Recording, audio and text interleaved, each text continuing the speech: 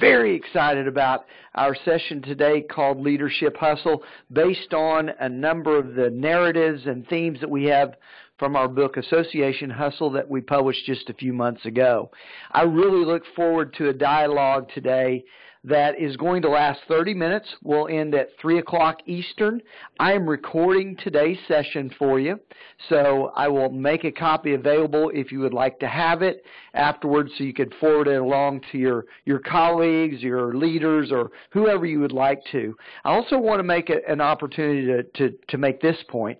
If you'd like to submit any questions, there is on your box there's a little chat box or a balloon, a chat balloon, that you can type in any questions you might have. My sense is I may not be able to get to them during the presentation today because I want to get to the content and really fire it at you as quickly as I can, but I will come back and I will know who sent those, and I'll be happy to communicate with you directly to cover those.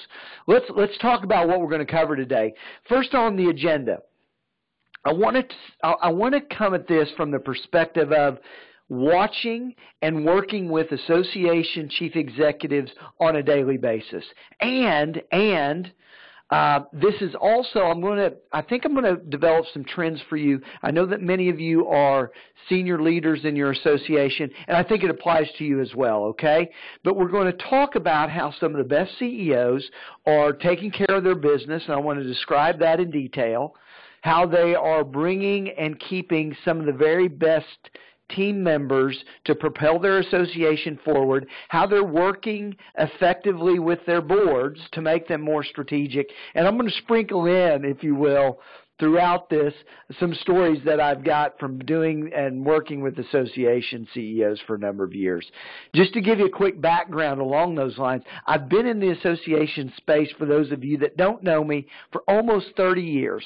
I started answering the phones for an association called the National Association of Personnel Services, and I also was in charge of their mailroom when those still existed. I was fortunate enough then to climb and work with a number of organizations, including the U.S. Chamber of Commerce, where I kind of helped re-energize their Association Committee of 100 and their Chambers of Commerce Committee of 100, which enabled me to connect with these CEOs and chief staff executives on a regular basis in our work there.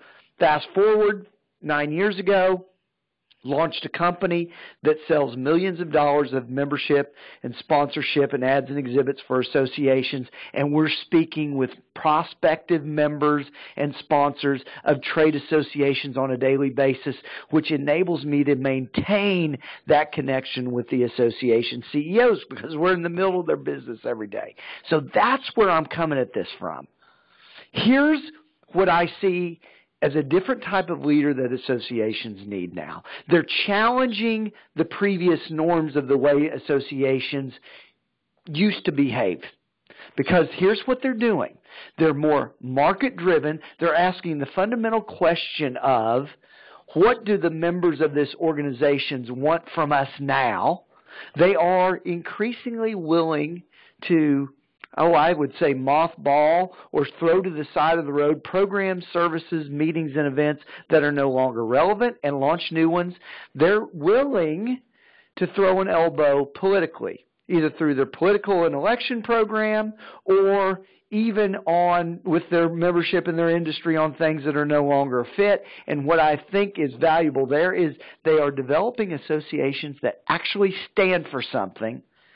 And many of these association CEOs are absolutely involved in the revenue development aspect of their association. They aren't just watching it, they're actually doing it. In other words, folks, they're in effect real business CEOs, real association business chief executives, if you will.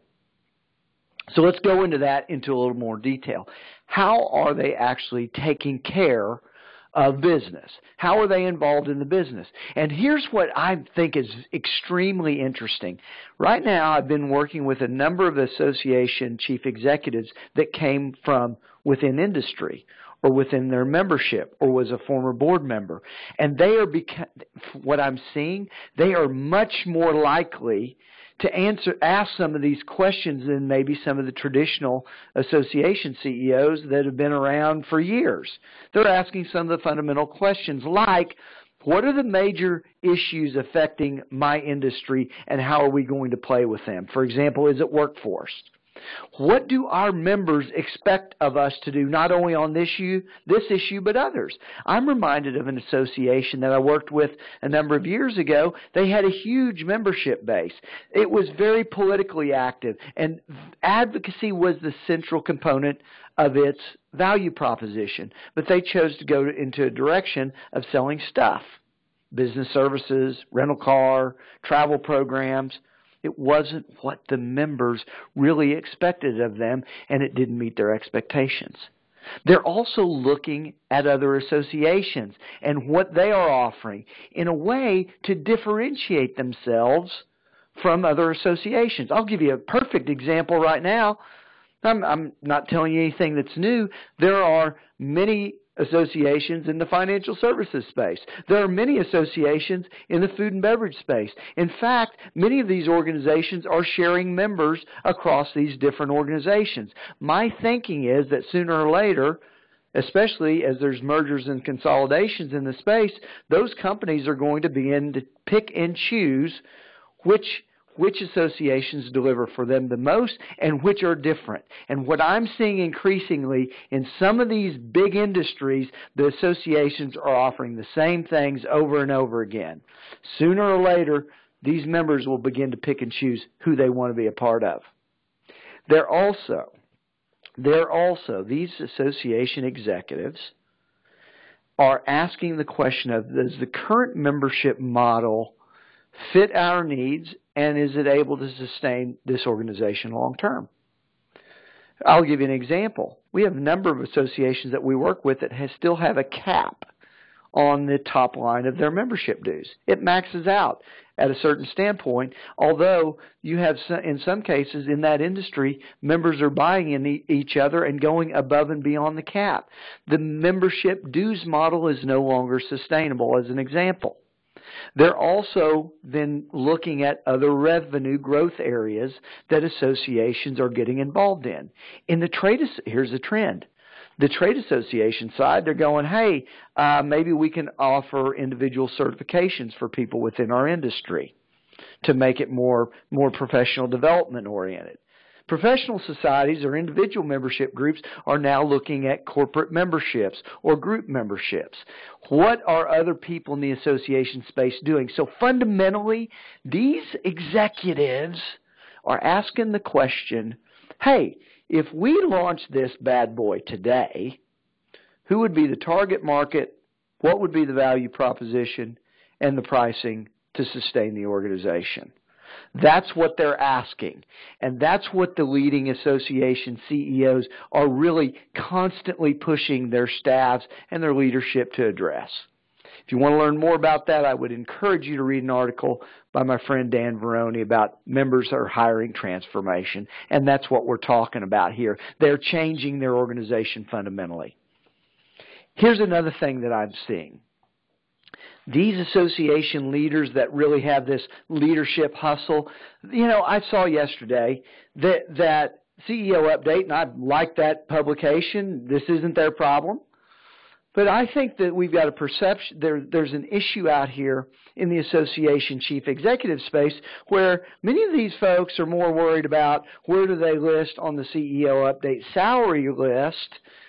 What list of networking groups are they a part of?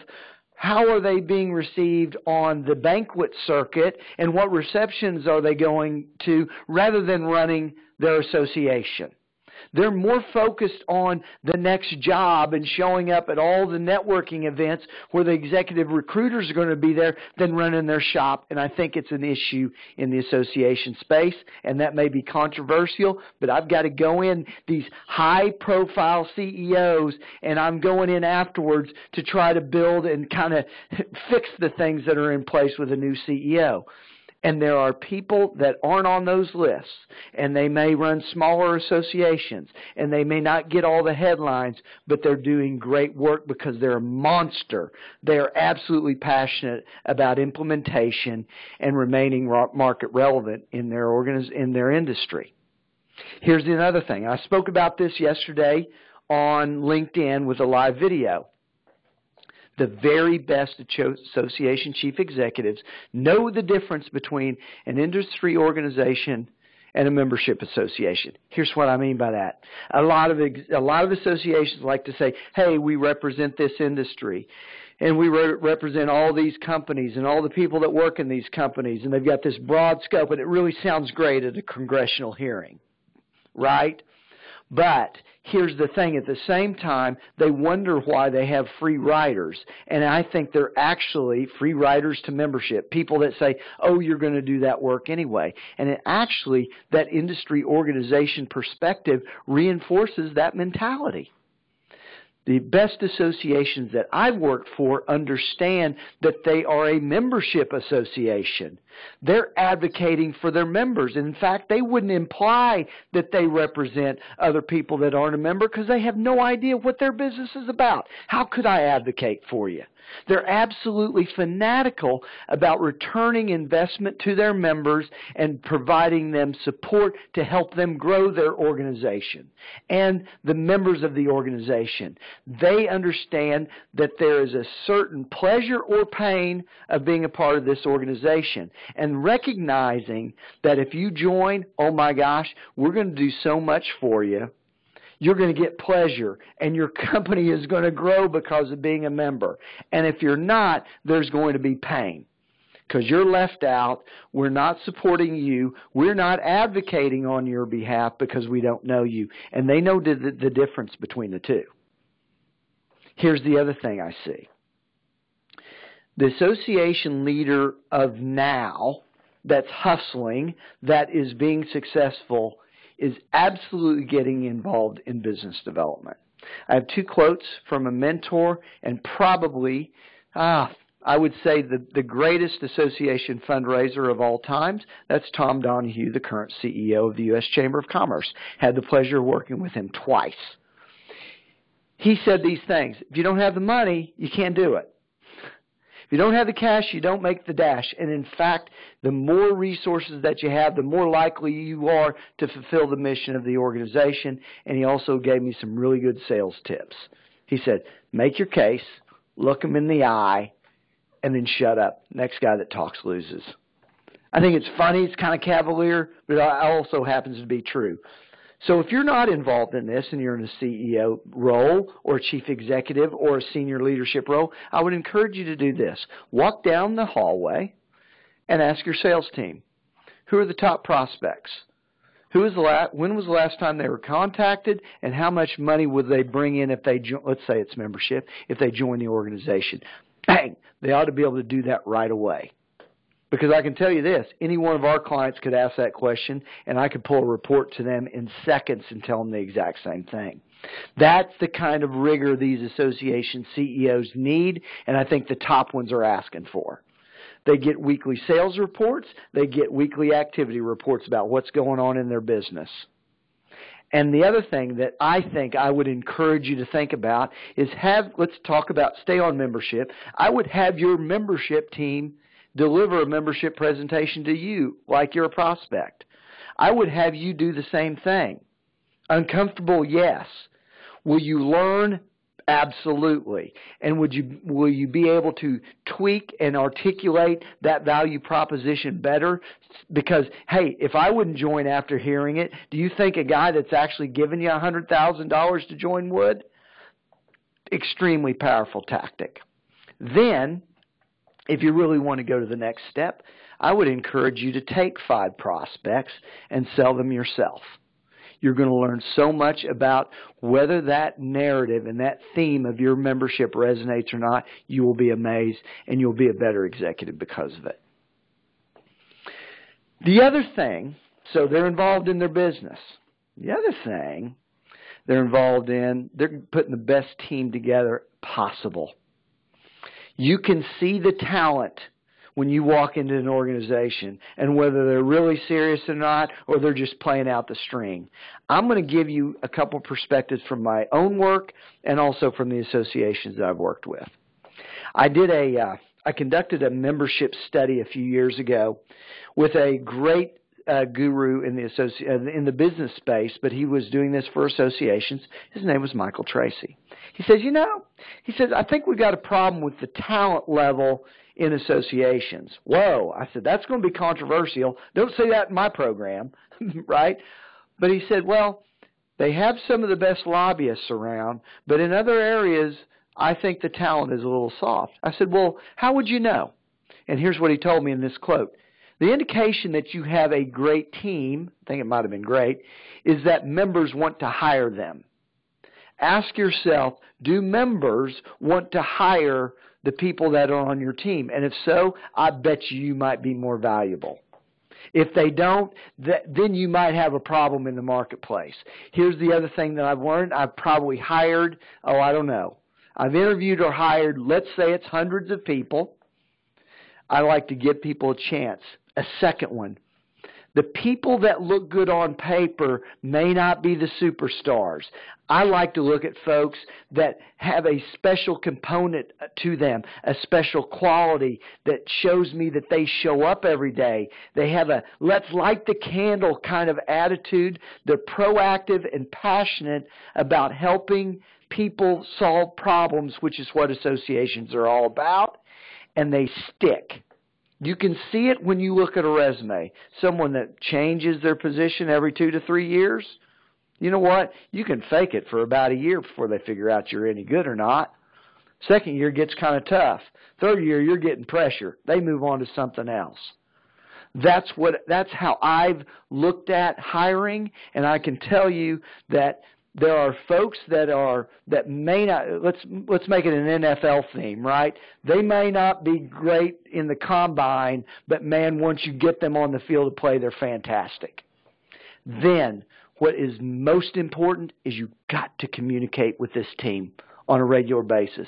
Here's the outline of how we do it in our company.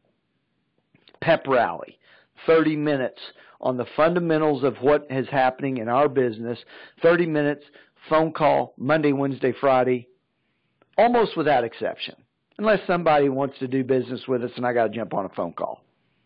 Weekly one-on-ones with the direct reports, 30 minutes. What's going on with your business? What do I need to tell you? What are the next steps? Monthly staff meetings where we bring everybody together about where the organization is going and are we meeting our goals. Quarterly reviews with your direct reports. Less than formal. I usually write it down on a piece of paper. Hey, as we've been talking in our weekly one-on-ones, I want some improvements in these areas. You're crushing it in these areas. Here are some next steps. Followed by an annual review, and then we've got a strategic planning meeting once a year. Folks, here's the idea behind this. I got a small company, 12 people. We do this, and here's the point. The point is that everyone should know where they stand. No surprises. They're not surprised when you don't give them a great annual review because you've been telling them on a week-to-week basis what's going on. Here's the other thing that I've seen associations do, and they're good at it, and some are not as good. So let me tell you what I mean by that. Incentivize the behavior that you want. I'm amazed, friends, how many associations have membership directors that don't get commission or are not incentivized monetarily by bringing in more members? Get the behavior that you want. In this case, my view is salary plus commission, with a heavy emphasis on commission. Transparency on the business numbers. Show them the P&L. Show them your annual budget. Show it to everybody. Is there risk involved? Yes, you've got to trust them, and if they do something with that information, obviously you can let them go right away, but I trust as an essential starting point. That is, I give it to you because I'm going to tell you how this business is operating because here's why. Not that I need them to know, how much we're paying for this or how much we're putting into this kind of program. It gives them some real transparency, but it also helps build awareness to them when I make decisions about, no, we can't hire that person. Oh, we've got to let go of a few. Or we're putting an emphasis on these areas because they understand because I've shown them the numbers. The worst thing with people is that they don't know what's going on, and then they're second-guessing you all along the way. The best associations are doing that, and the association CEOs that I know are also reinforcing the value system. They're talking about whatever your values are, they're talking about these things, and they're getting out of the office doing it. Oh, my gosh. Let me tell you a story. I've got some of the very kindest, most effective association CEOs that I know, and they never leave their office. They don't know their junior team members. They don't know their family. They don't know how they work. This is critical to building out the best team, and it is an absolute part of transparency on the business. All right, so we've talked about what you're doing individually. We've talked about how you build a team. Oh my gosh, I forgot a story, but I'll get it to you real quick. And then finally, I want to talk about how you're engaging boards of directors and leaderships, and maybe you're running some committees. I've got a quick story for you. Red Cavaney, the former president and CEO of the American Petroleum Institute, was a great friend, mentor. I think he's one of the best ever in the business. He had a great board of directors tactic. It went something like this. He had a stack, and I saw it because I was in his office. He had a stack of 3x5 note cards that had the name of the board member, their phone number, and a little bit of information about them. Maybe their dog's name, kids, whatnot. Every month, he would call that person. Sometimes he'd talk to them for half an hour. Other times, he just left a voicemail because he couldn't get in touch with them. Every month. And then he would call that person. He would put that board member at the bottom of the stack. And every month, he would go through it. He developed these relationships, and he would become familiar with the board. One of the best things I've ever heard. Because here's what. We want them to become much more strategic. We don't want them to get in the business of where the next annual meeting is going to be. Are we having chicken or beef for the annual meeting, board of directors dinner? Who cares? We want them to be involved in some important things regarding the association because that's what they signed up for. Here's one of the most valuable things I've learned within the last, I would say 3 years in particular. I've been speaking with a lot of boards about what's happening in the association industry. Here's the retention rate. Here's how people are recruiting members. Here's the percentage of membership compared to non-dues revenue. Start sharing data about the association industry to your board members. Also tell them about the initiatives and the data that's happening in your association business. Retention, what membership categories are people joining, which are less successful. Be very transparent about it, and then give them qualitative information about what people in the industry think about the association, your membership surveys, your annual conference and events feedback, all that stuff, because here's why. They have a unique perspective because they're in the boardroom. They know more than everybody else about some of these other things, but they need to know about the association business more than they do now because you need their advice in that area. And you know what I've found? They love it. Because they're business people. They're business advisors. They are CEOs of their own company. This kind of stuff is interesting for them. Don't ignore the association component. Then, if you're having trouble, because I hear this from CEOs all the time, gosh, can't get anybody to show up for the board meeting. Oh my gosh, can't get that CEO of that big company. They're a member, but he'll never come to the board. Have you ever looked at your board meeting agenda? Oh my gosh. Some of them are, would you want to go, is my question.